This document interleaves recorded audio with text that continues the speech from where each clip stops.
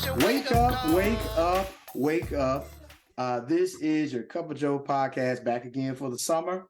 I'm your host, Joe, and we're back for a second summer season of the Cup of Joe podcast here. And we're back with a few of the people that we started from last year. We have, you remember, Vincent Dooley, and we also have over here, we have Mr. Romel Gibson. We give them a hand, give them a hand, give them a hand. And like we're chilling in the coffee shop. If you like me, I don't necessarily do coffee, but I do the herbal teas, all that good stuff. I had to have the loaded teas in the morning. So whatever you are, whatever you drink, whatever you like to sip on, grab you a cup of it, and we gonna discuss Father's Day back again for Father's Day. And we have some, as I was telling them, some great minds in the coffee shop today. Again, we have Mr. Vincent Dooley and Mr. Romel Gibson.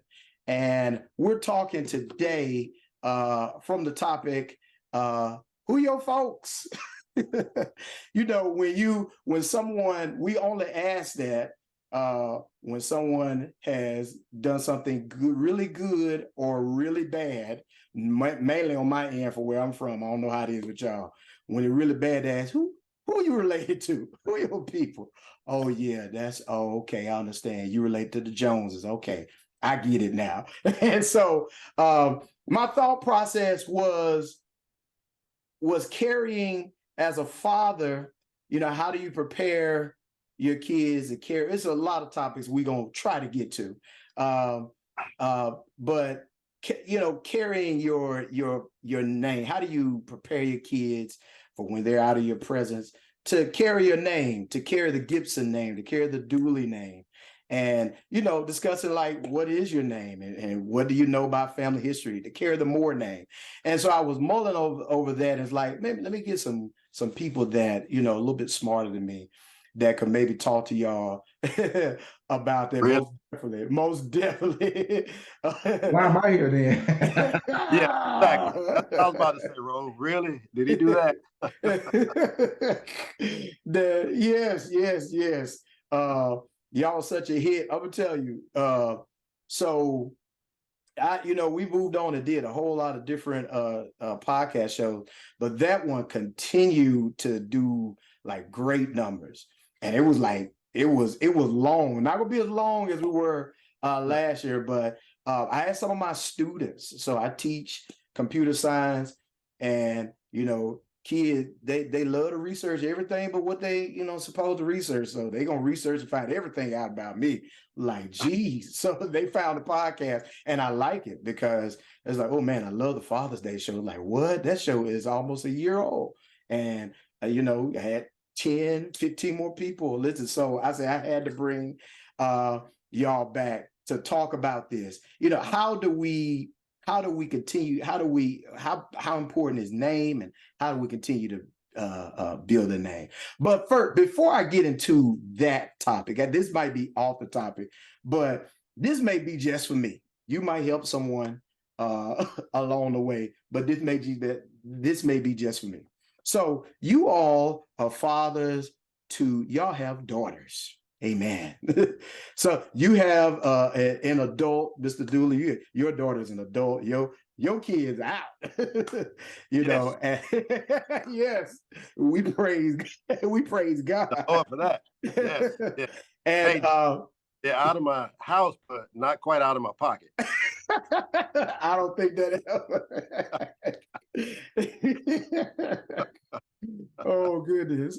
And Mr. Gibson, your kids, you have, you know, yours range. You are a quintessential girl dad because you got number girls. 3 girls, Jesus. 3 girls. And they're all and it's interesting, they're all in different phases, you know what I'm saying? Oh of yeah. teenage girl and this and that and the other. So I have a teenage girl in the house, and it may be just for me. How is it? How do y'all manage being a girl dad? Because y'all have done it. Y'all have a lot more practice, not practice, you say, a lot more time than me. And it to me it's different. It's different than with my boy. So can you talk? I'm gonna start with Romeo, because you know you the man. So I don't have a reference point for it being different than raising a son because all I have is my three girls, you know. Right, And right. I know that, you know, as a young man myself who has been a boy before and I have two brothers, I know how we interacted. I know how rough we played and that kind of thing.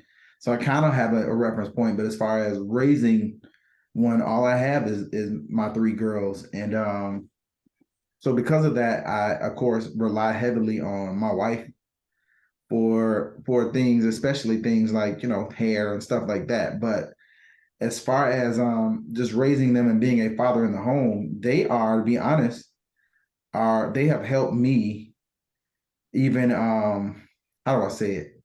You'll understand it because both of you, you know, have daughters. So they helped me tap into my more sensitive side that I wouldn't have had, I believe, otherwise, and help me be able to see things in a different light because you know men are from Mars and women are from Venus. So so we think differently, but they force me because I'm outnumbered. So they force me to have to sit back and try to figure out why they think the way they think or do some of the things they do, and then come to the conclusion that it's not that what you feel or what you're thinking is wrong. It's just different than the way I'm naturally wired because I'm a man, you're a woman. And so um, they've helped me in many ways, man. I'm probably more emotionally in tune with things now than I ever would have been had I not had daughters. I'll tell you that.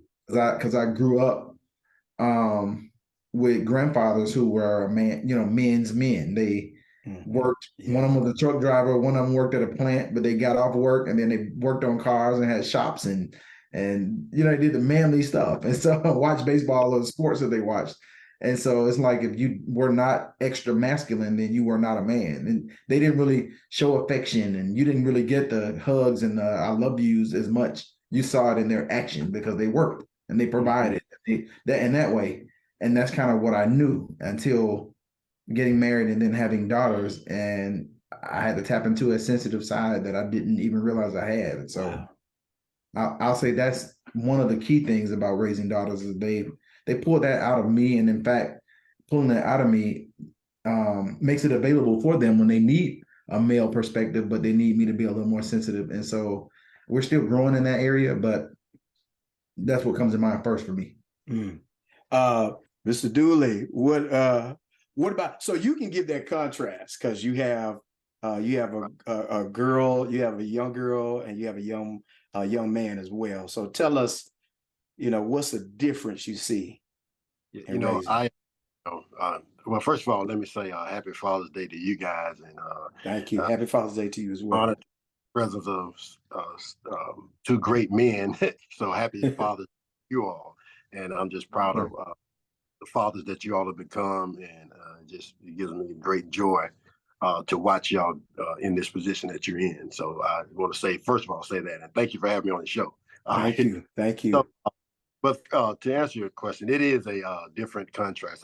Growing up, I always would say when I got married and had kids, I wanted to have my boy first. I wanted to have the boy because I definitely wanted to give back, man, to extend my name to my son. So, that was the first priority. And then after that, I really didn't have. I said a boy and a girl. I said my boy first, then a girl. I didn't quite know why I made that request. I could have said two boys or two girls, but I made a specific request, and obviously I'm thankful that he gave me that in that order. So I guess you can have what you say, right? But yeah. But anyway, so having that contrast has been great because I think Romel touched on it so well about the sensitivity. It gave me that balance. So I think having a male, a boy, and a girl gave me that balance. It gave me how to be tough, how to be strong, how to be rigid, how to be disciplined, but also gave me a sensitivity, that actually worked for both of them, and it helped me, watch this, it helped me to understand even the dynamics of my wife and thinking, how, just where perspective from a female side, especially as my daughter's gotten older, there's another level of maturity in our conversation. So I'm still yet learning from a little girl now to a young lady. Even just her mindset on from a young lady's perspective, I'm still at a learning spot, and there's still sensitive areas as they matriculate to being a young lady. So that has been a eye opener sometimes, head scratcher sometimes. But the sensitivity, I don't want to regurgitate everything, but I think Romel said it so eloquently that the sensitivity that she brought to my life was a good balance for me as a father and as a man. So and just really just enlighten me on if you understand. It's sort of like if you understand, get to know a person, understand how they operate or what's their mode of operation. It gives you a better, you can better communicate with them. You can better understand the why, and so it helped me in that regard, but it has its challenges too, because there's some things that you discover that I just don't have a clue on, on how Yes. to, I'm a fixer. So dad being a fixer, you want to fix, fathers want to fix everything. There's certain things that I had to learn how to navigate. I can't fix this, but I have to be an ear. Right. How Yes. to be an ear, but not try to fix it. So, that was a growing exercise for me, but once you figure that out, because sometimes I was trying to fix things and they just want a dad's ear, you know. Mhm. So I need to, whereas a guy, with my son, I can say, hey, do this, this is what you need to do, this is what we need to do, or, but sometimes I'm like, okay, it's going to be all right, it's going to be all right, sweetie, let me hear you out, Yeah. so whole different approach. you know. So anyway, I hope that made. Yes, it did. It did. It made a lot of sense. And the sensitive part, I totally agree. Like, certain things I didn't think about with my son that I thought about with my daughter because she actually brought it to my attention. Like she's like, she said something to the effect of, why do most people raise us to just be like cook and wives and stuff like that, but with guys they don't do that. I was like, um, go talk to your mama. No, but we just sit and discuss it. I was like, she right, she's like, all mine is like dolls and I had kitchen set and blah blah blah. She was just talking about, and it was just a simple conversation about toys, which was an eye opener to be like, so we discuss career and we discuss, what house you're gonna get without putting a marriage caveat on it. Because she's like, everything geared towards marriage. And it made me sensitive to things like that. And to me, it is that's what made it a lot more difficult, because I have to sit and really, really, you have to really talk with my son's like, it's like, no, yeah, boy, go.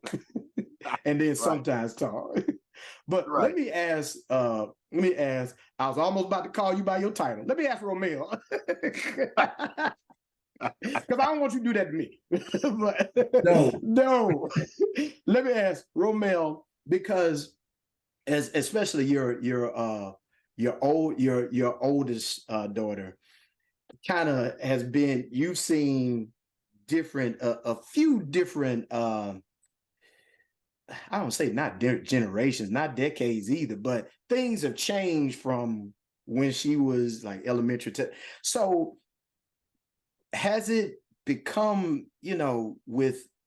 with daughters, or let's just say children in general, has it become a little different, a little difficult? Have you had to kind of change a little bit because in this age we're in now, has it made it, a little bit more difficult parenting from what you've seen, Um, yes, to a certain extent, there are difficulties, I'll say that. Uh-huh. But the overall idea of parenting her, I don't think has been difficult. It's just different. If that makes sense. I'll give Yes, you an yes. example, and I won't use her. I'll use the middle daughter. So my Okay. middle daughter, Mariah, is about to be 13. She'll be 13 in October. Wow. So then I'm I have two old. teenagers in the home at the same time, but it's still a gap because the oldest is 16, who in just a few months after Mariah turns 13, she'll be 17. So Wow. yeah, and so Mariah went through a phase where she had gotten upset with me because I was a little stern on her about something that she needed to do that she hadn't done. She got upset with me and took it upon herself to be intentional with dodging me and not having conversations. So the first time in our whole life, and instead of me correcting her or reprimanding her, I told my wife, I said, I'm gonna play the game and see how long she can play it. Just to because I want her to learn the lesson out of it. So we literally, because I'm the one who drops her off at school. I'm the one who, if you need anything extra money, any of that stuff, you're gonna be asking me. So you gotta have a conversation with me at some point. Man, she went without the extra stuff she needed. Oh She wow. Wow. Oh yeah, wow. it was like almost like a 3 week period. It lasted Oh at home where she wouldn't, where we didn't talk. And man, ultimately it out did. with holding out with Jerome. She was holding out. She was holding out. And I had made up my mind that as the adult, that I know I'm gonna cut it off at a certain point and force her to have to face me. But before I could do that, there a need arose that she had no choice but to talk. And for me to say, oh, so now you need to talk, huh? So you needed me before I need you, kind of, go through that whole thing. But I never had to deal with that kind of change in our relationship when they were younger. They were just daddy's girls and laid up on daddy and Mhm. whatever. But the older they get, the hormones and things start changing, and it causes them to respond differently to my voice than they did when they were younger. And so with the oldest one now, of course, driving and working and doing everything on her own, there's another level of freedom that I have to give her, but still a clear understanding that you're still only 16 and there's some parameters I have to put around. You don't just have free reign to do whatever you want. You ain't grown yet, that kind of thing. And so that poses a challenge a little bit because the older they get, the more they feel like I am grown, and you got to kind of rein that in and tell them you're not. But at the same time, I have to make sure that I'm not simply putting parameters around her for the sake of just proving that I'm dad and I got the power. Like I have to realize that she has grown up, and not only has she grown up, but the entire time she's shown me that she's responsible. She's the oldest, so she helps with the others and maybe even transporting them to certain places or whatever. She drives them now, and she does hair anyway. So since she does hair, it's like a little side job. Why not do their hair, help them? So in many ways, she's become I won't say a third parent, but she's become a major help to the ebbs and flow of our household. Because now she can drive and drop off and pick up and all that kind of stuff. So Awesome. yes, the challenges have been there, but they're just growing. But it hasn't been bad. It's just growing pains. That's good. That's good. Mr. Dooley, I'll ask you the same thing as well. Coming through, have you seen things change or be a little different? And I really speak to because culture, I know with mine, culture makes it makes it interesting. You got to be, with me, I have to be a whole lot wiser, especially with my daughter, because she's very intelligent and she get that from her mama. So that's why I send her to her mama. But anyway, Mr. Dooley, what say you? Man, I have Romeo hit on something that was so good, but it's with the culture, your kids, they're exposed to a lot more than you are at an earlier age, and so the things that I was taught, or the things that you watch, your siblings and went up with, you know, they're facing a whole different set of parameters, rules, and worldly experiences, should I say? So one of the challenges is to not helicopter as a parent, not be insensitive, and because everything is not the same, you know, everything is not the same in terms of when I was growing up to when they're growing up and when she's growing up, when they're growing up. So you have to really, one of the things that helps me is be a good listener, to hear what they're not saying, when they're saying something, or hear beyond what has been said, and that, like, I think you hit on it, takes another level of wisdom, and one of the things that just helped me is I prayed and said, okay, Lord, I don't know how to raise them without your help. I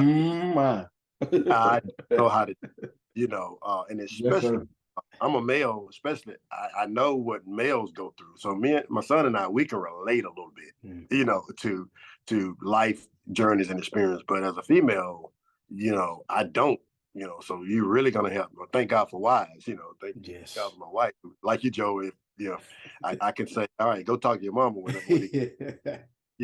but, but I said all that to say that just the wisdom, I would say what helped me through those different times like that and understand the culture changes and the differences is praying for the wisdom to not necessarily whether I agree with it or not, but help me to understand it, to help them help her navigate through whatever they're going through and whatever they're dealing with. So that was probably, I know that's not a real deep and revelatory thing, but it's simple, this didn't come with any instructional manuals. So, but the wisdom comes, like, if you just sit back and listen, a lot of times you hear, things will be revealed that are not said, that you can address in a song. Once they know that, they have your ear, then the trust and the openness, will be there. And when you get that, then you get to the root of what's going on and then you can navigate them. And then the wisdom comes on how to navigate them through whatever they're going through. So I don't know if that answers the question. Yeah. That was good. That was great. So you just, if you don't mind, Joe, you just said something that kind of heightened another thought in my mind, and that is I've had to learn, since we talk about the culture, and we're on the other side of it now, but the pandemic was a massive disruption to the culture. And so I, in the pandemic, had to learn how to overcome what I personally call the old man syndrome. And what I mean by the old man syndrome is simply this: old people would always tell the younger generation, and anytime the younger generation would bring up something, we try to make them feel like what they're saying is not valid. Because shoot, I had to walk 7 miles to go to school. If they say, "Well, my back hurt," your back hurt for what? It ain't like I had to carry pails of water on my shoulders, my back to get, or I'm stressed out. Stressed out? You don't pay no bills. You don't got no nothing. And we kind of belittle them communicating their real feelings. Right. Makes them second guess whether or not their feelings are valid, or it makes them say, I can't tell him anything because he's not going to believe or respect that what I'm saying is accurate. Yeah. And so during the pandemic, I had to become more aware of the fact that I'm not the only person being negatively affected by quarantining or not having the social circles to be around, or the virtual learning, and how different that actually is. And so my girls were communicating how emotionally they were struggling in some areas as a result of it. And the disconnecting, was causing some depression even in some ways. that we had to Yes. tackle and target dead on. And as a parent, it's important to when they cry out, take that, even if it's not seriously in the beginning, you got to take it seriously because you just don't know, and Right. investigate, but investigate from a place of being non-judgmental.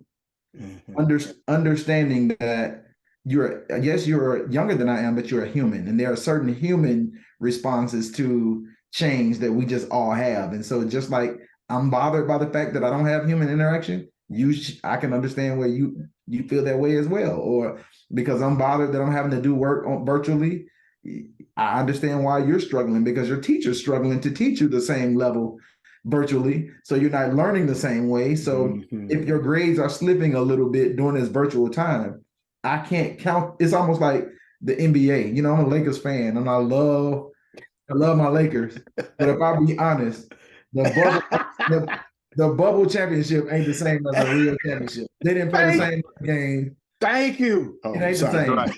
I count it now because I'm gonna count it. I count it.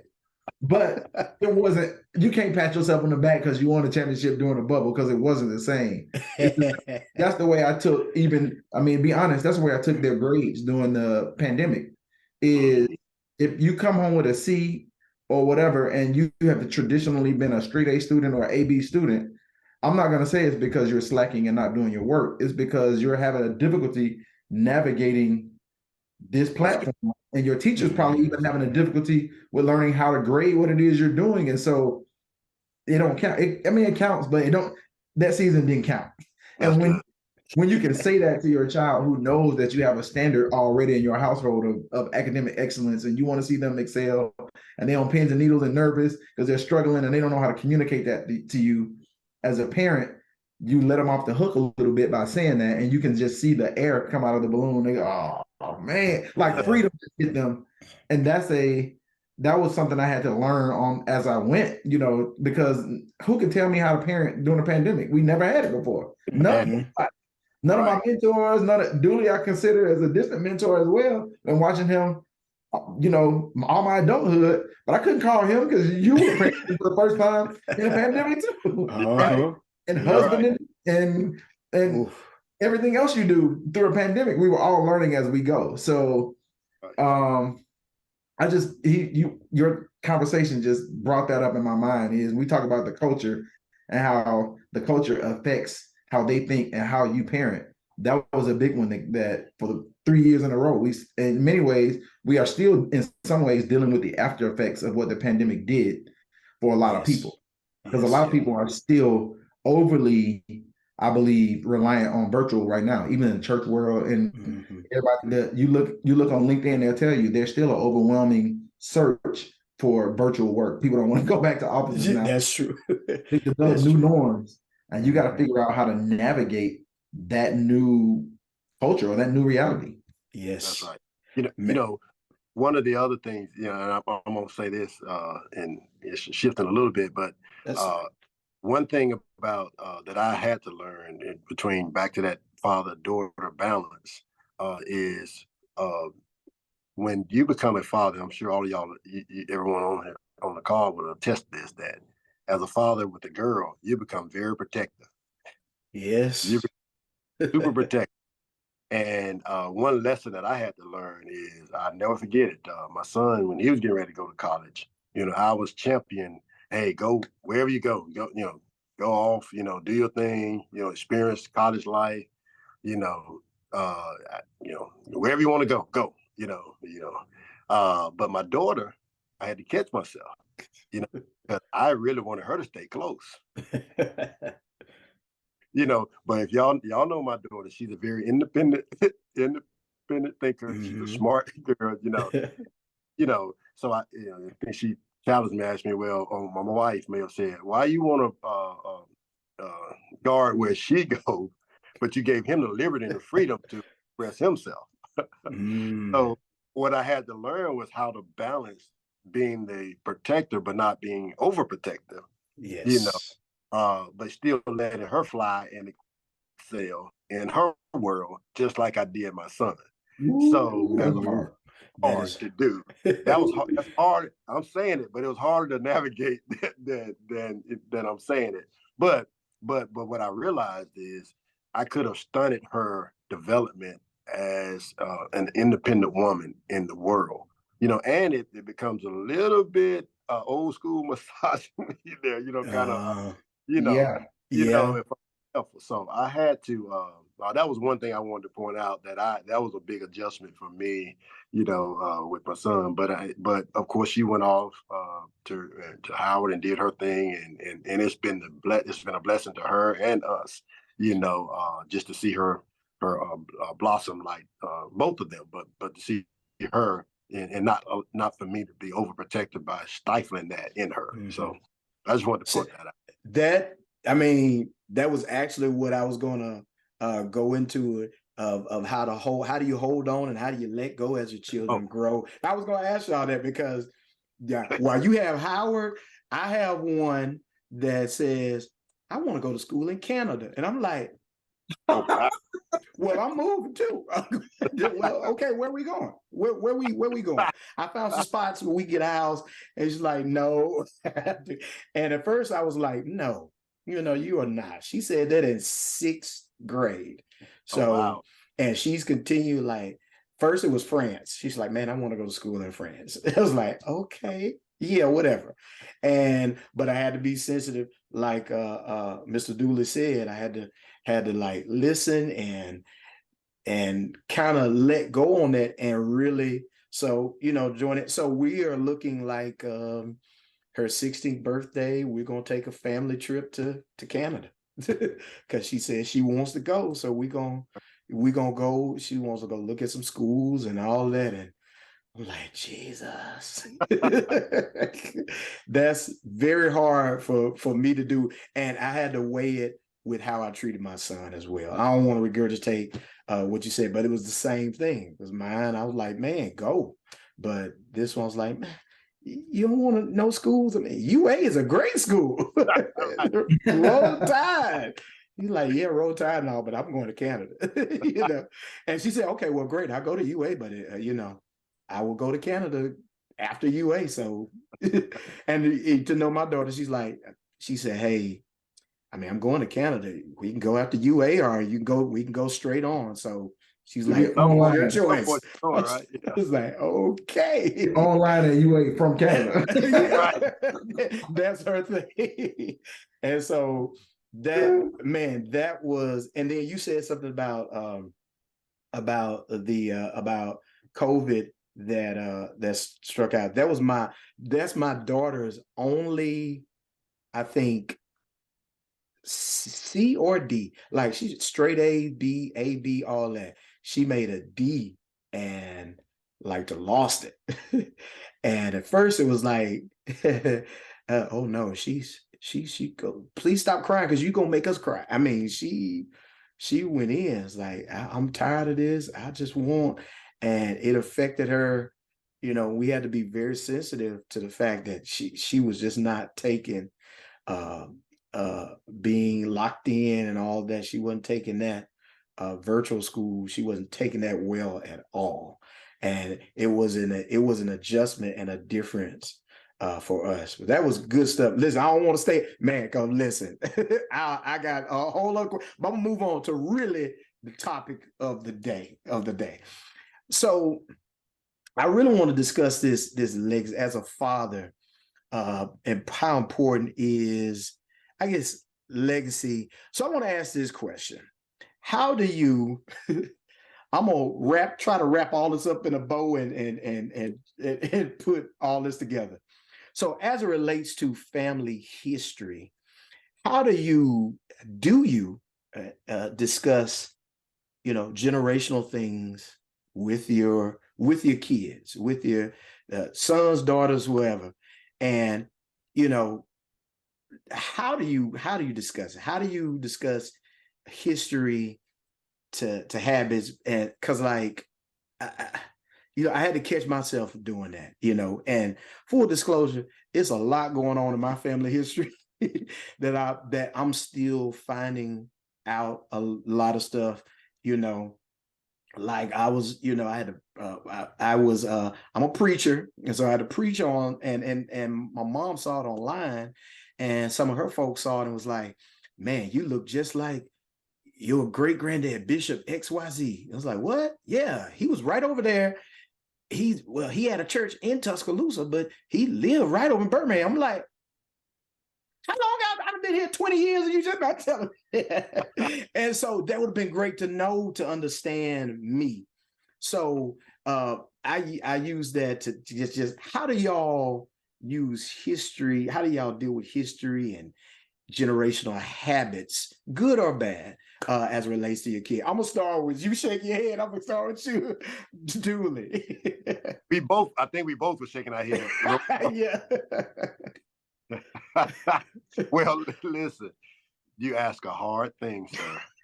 Man, But seriously, that is a still unveiling process. Yeah. For me, because you battle with how much do you tell, and even the pride of you says how embarrassing, do I want to tell this, because it's embarrassing or it's not so pleasant, you know. So that's tough. But I think at the end of the day, it's important that we do, when we recognize, I'll start with this, when you recognize certain trends, cycles, or patterns or habits, and you can identify and trace them back to family history. I think at that point, you to me, you have to start trying to address them and reveal them and bring light to them, you know, because otherwise it can attach themselves to, the person that's unbeknownst to them. Where is this coming from? you know, and especially in this day of mental health and all that stuff, just mentally, if I'm talking about at this point the negative things or the negative things that you don't like, that you see maybe a family cycle that's trying to repeat itself. If you can, knowledge is key. If you can know the background, the root, um, it begins either the healing process or the deliverance process. So, but it shows you how to fight that. It's not an embarrassing thing at that point. It becomes, this thing has to stop here. So I think family history is important in that regard, but it's also important on the positive side because it brings a sense of identity. A lot of we need to know who we are. That's why people a lot of times go back to ancestry. To think that they're from kings and queens, and that gives you a sense of pride of who you are. So now I'm living today as I know where I've come from. I know my family history. We were proud. We were hard workers. And that stuff you can carry that legacy on. To your children's children. Yeah. And gives yourself awareness and a pride about yourself. So I'm not gonna take over monopolize. I know Gibson has something to say on this. You got some good stuff. He'll tie it Gibson. all up. I just threw it out there. Tied up. I definitely can't tie it up. I may unravel the bow and we'd be stuck here. Man, listen. I have to be careful because there's so much I could say, and you got to be wise with my family could be listening, and so I definitely am not going to put us out there, but I will say, and maybe everybody just read between the lines, but we have a lot of family members. My family is probably the largest family you will ever meet, and they're on so many different sides. And so I kind of was, to some extent, is there an embarrassment there about certain things? Probably so, but I actually had no choice maybe but to overcome that and make my children early on aware of some family history, because I don't want them to grow up and fall in love with a cousin. I'm just being honest. That's true. Yeah. Out of ignorance because they just didn't know. And to be honest, I moved to Alabama from Chicago. Had I not moved to Alabama, there were hundreds of family members I would have never known existed. I would have been in Chicago in our bubble. Our family was fairly large in Chicago, that the delegation that was there, I'd have been fine with it. But when we moved here, we found out a lot about our family history because we moved to Alabama. It was the same thought. Like, I got to tell you this because now you live in Alabama. So there was no chance of marrying a cousin, probably you never would have met. But now that you're here, we got to let you in that this happened and this happened and whatever. And I was like 13 years old finding this stuff out. Some of it was shock, some of it was painful, but looking back on it, thank you, Lord, that they overcame whatever embarrassment that could have been to include me in on some of the family history things, because now I know enough to be able to share it with my own children. Because the more the generations have children, the larger our family grows, So from that standpoint, yes, it's important for them to know family history, but as Vince said, not just the negative side, but the positive side as well. Because I found it was one day after I was about to leave church, and someone walked up to me and said, "I thought I saw your daughter's name in this notebook. I think this may belong to your oldest daughter or whatever." And the notebook didn't look familiar to me. So I said, let me look in it and see. And I opened it up, man, and there was poem after short story, after looked like song lyrics, and I had no clue that my children were being downloaded all this creativity and had writing in them. I didn't know it. And so I was able to go back and say, I did the same thing when I was your age. And the reason why I'm a songwriter now, it didn't start out just as songs. It started out, I won an essay contest for our whole district in Chicago when I was in third grade. I beat out 7th and 8th graders in my writing. Wow. And so this is a generational gift, just like generational curses.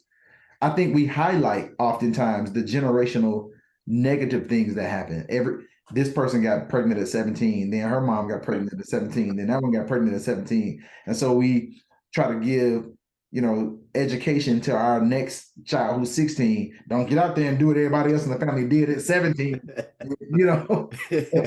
We reprimand them on that and make them aware of that. But we don't highlight the things like all of the wins are all funny. And they say, if you think we're funny, you should have a conversation with our mom. She's the biggest comedian in the family. Or you look at the Winans and you go, man, all the Winans, even their kids and their children sing. But then you find out, dang, mom and pop sing. Yeah.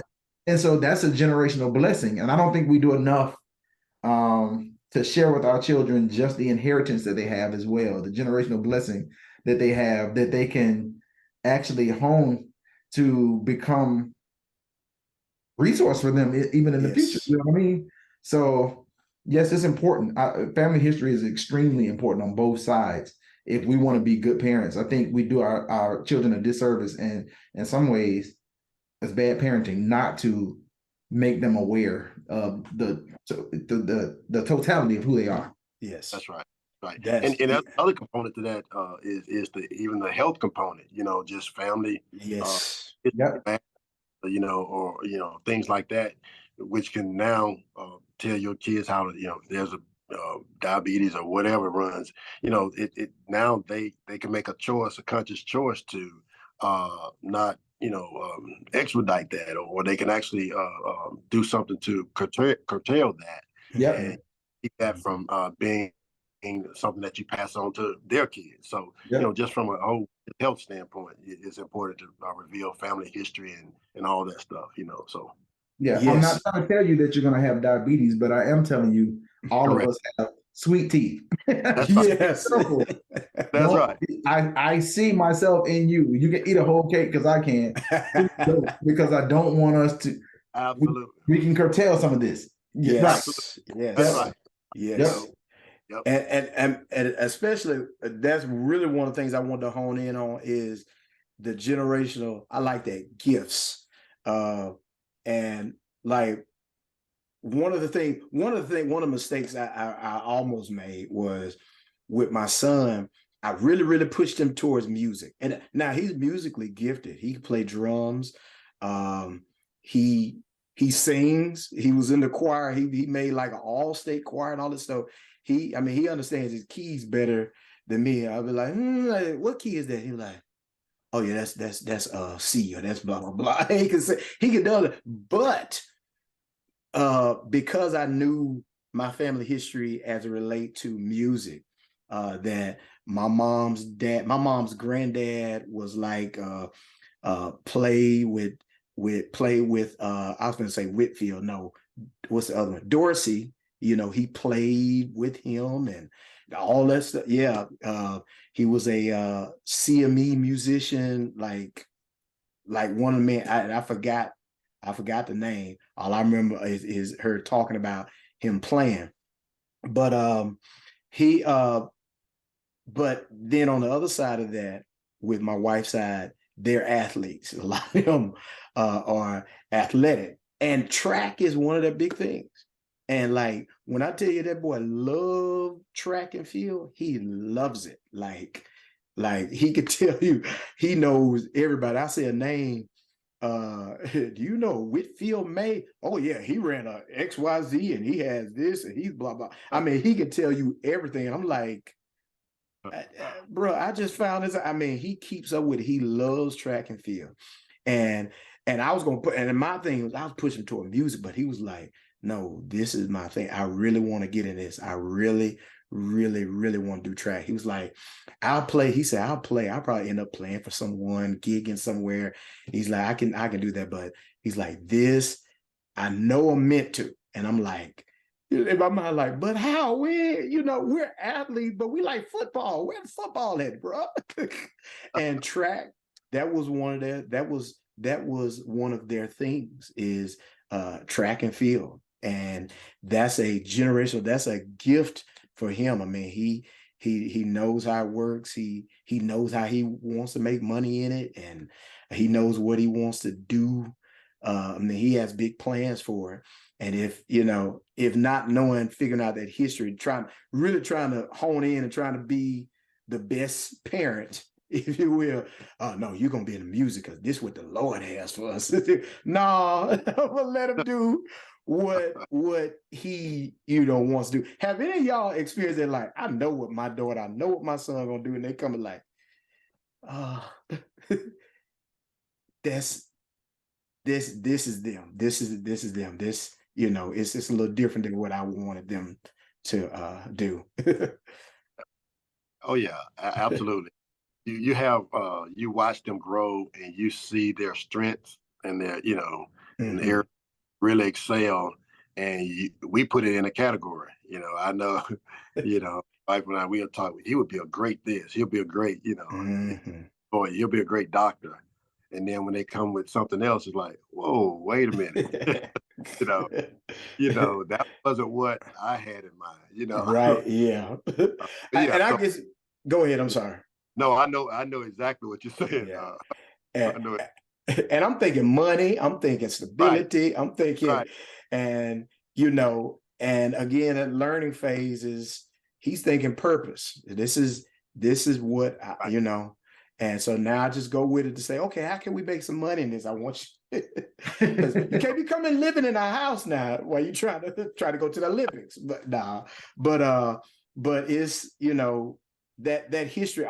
If I wasn't into music and entertainment and stuff like that, I would definitely be into history. I'm a history buff, and I guess this one is a little personal for me because I'm just now finding out a whole lot about the history of my family because my dad wasn't there and my dad passed, and so a lot of stuff I'm finding like oh, this is why I do this, or this is why my son likes this, or my daughter likes this, and because I always wondered, like, okay, my granddad did this, but I sing, and why is that? And y'all both know my cousin John. Her dad's like, yeah, your dad was in our singing group before he quit. He was a good singer. Like, what? No. And I'm finding that out. So as I wrap it, because I hear the coffee machine going off, and look, we'll stay and they'll kick us out this coffee shop. And I don't want to kick us out. I don't want them to kick us out. And then I don't want y'all wives or y'all daughters to call and say, Dad, where you at? I want to end with this question. What do y'all say? And I'm gonna start with Gibson. For someone that's for some dad that feels like that's like me when I had my first child, my son, and I'm big on history. I'm big on, like, I honestly thought I knew a lot about myself, but didn't really know a lot about me. Didn't know a lot about my family. And, I got to raise this kid, but I don't have anything to kind of grasp to, because I didn't have a dad there and I really didn't have history there. But, there's someone that may be listening. I sound like I'm at church. There's someone that may be listening that may feel that way too. Like, I'm just out here and I don't have anything to pull from. And that was my focus, is I ain't have nothing to pull from. Thank God I had people like I'm gonna say it, your title, Mr. Dooley. This is fine. This is fine. Vince, we call him Pop Watts. And I had growing up, I had John Jackson Sr. and had this guy named Roy Eichelberger, and I could go on and on, but it still wasn't me, and I still felt like I'm just out here kind of doing this thing without a family to pull from, without a history to pull from. Gibson, I hope you understand what I'm saying. What do you say to someone that's in that position, a father that's in that position? That's a kind of a difficult question to answer.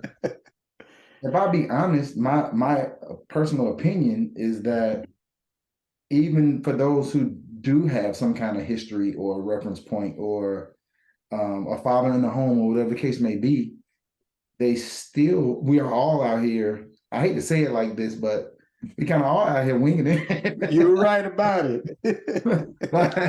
like, there's no way to be tested to see if what you're doing is correct or not correct.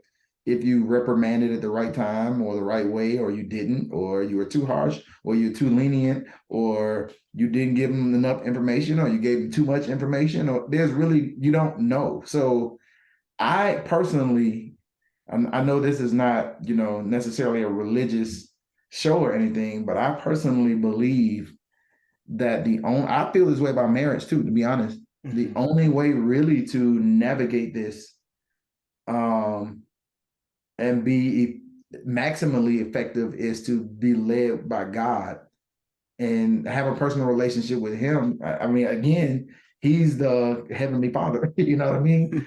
So if we're he created fatherhood. So if we're going to learn how to do this the right way, it's going to take him and his wisdom and his leading. And it may not always come in the son, tell your daughter to do this. And it might not come in some deep, mystic, mysterious kind of voice, but it's in his leading. It's in prayer and asking him, help me make the right decisions and lead my child the right way. And, and then also I am a big proponent or advocate for finding mentors and whether they know that they're your mentor or not. You can glean from an individual from a distance without having to have formal one-on-one meetings with them.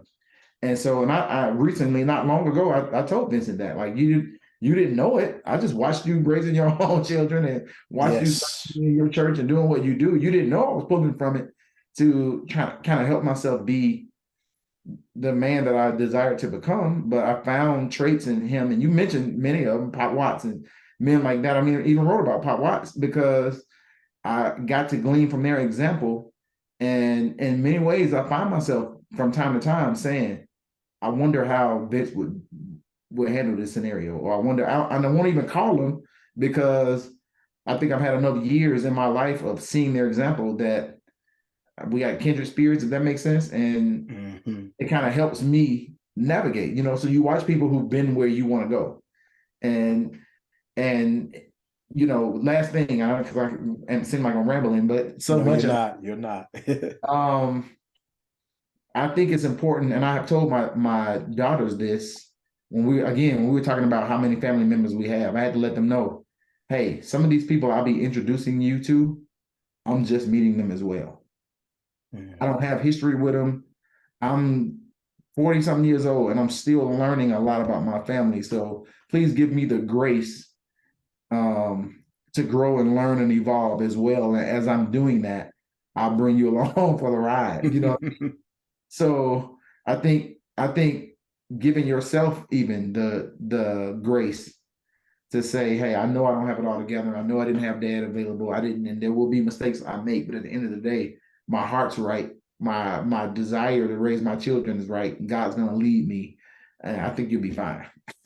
Man. Now he said something also before I get to you, Vincent. He said something also about marriage, and I had to pull this out though. You know, oh, you can't see it. Oh, He yeah. says keyless entry. And do y'all recognize the guy? Oh, you can't see my. Y'all recognize him right there? Yeah, it's married. Go Look at me a get little this. bit. Go get this.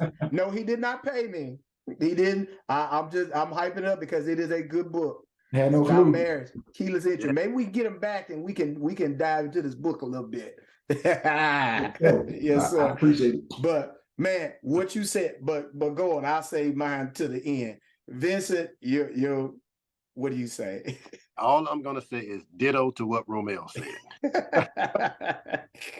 No, the only thing I have to add without going, I mean, he summed it up, but especially the point where he, for me, just I would say that you gotta go back to the source of everything, and the greatest father is the chief father, the father of father. Yes. To be able to help you, and even in that, if you don't have a close relationship yet with God the Father, our Father. I just he is such a loving Father that even until you wait to that appointed time where you choose Him as the Father, He will put people in your life by way of mentors. And I just believe that nobody is left here on the island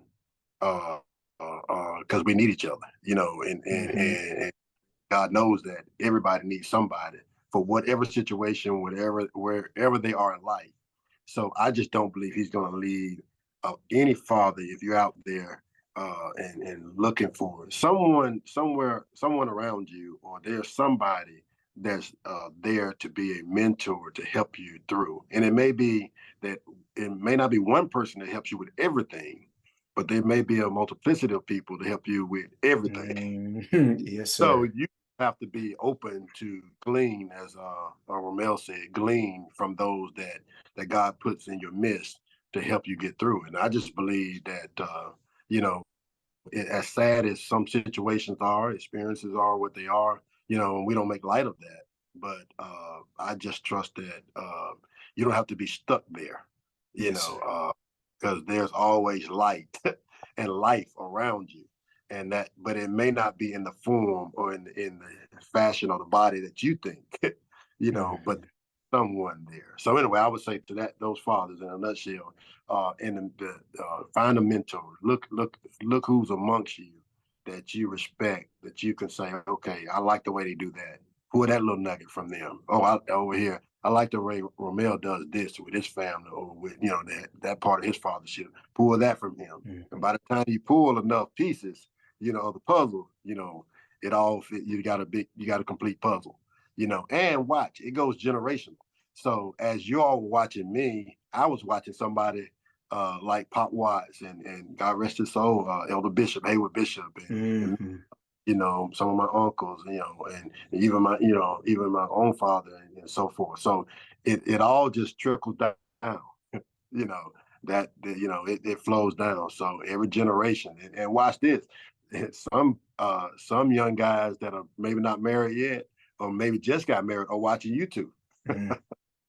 Lord help I me. just had a young man tell me that. So yeah, go ahead. A young man just told me that. Wow. He told me that. There you go. But see how it just that flow just keeps, and that cycle of mentors and all just keeps breeding itself to the next generation. So that's all I wanted to point on. But Romel said so eloquently. That was both. I mean, it just kind of, yeah, y'all both tied it up in a bow. I knew I got the right folk when I asked that question, because that's the answer I was looking for. It was just like, wow, that was awesome. And I think that's how I live. That's how I pull from a lot of people, because, like some that may be listening again, I don't have that historical frame of reference in my own family to pull from. And it's a blessing though to see. It's a blessing, and it's a huge weight now, especially what Vincent said, that like, oh God, somebody's watching me. So that's why I say, boy, don't get out here, girl, don't get out here where people ask, oh, you a Mo? Who your folk? Because somebody is watching. And I pray and I hope that people watching and listening to this I know they got some good stuff out. Romel, Vincent, thank you all again for coming to the coffee shop today. And like I said, I hope some was said that someone got some. I know I got some from it. I'm gonna go back, listen to it, and take notes like I'm listening to a good sermon. Amen. Take some notes and put it down. And it was so good. I forgot all my dad jokes there. So I'm gonna leave it alone. I bring it back again. And guys, thank you all again. Thank you, listeners. Thank you. You're welcome as well. Thank you, listeners, for tuning in. Again, this is Vincent Dooley and that's Romel Gibson. I am Joseph Moore, and this has been A Cup of Joe. And we'll see you all later. The coffee shop is closed.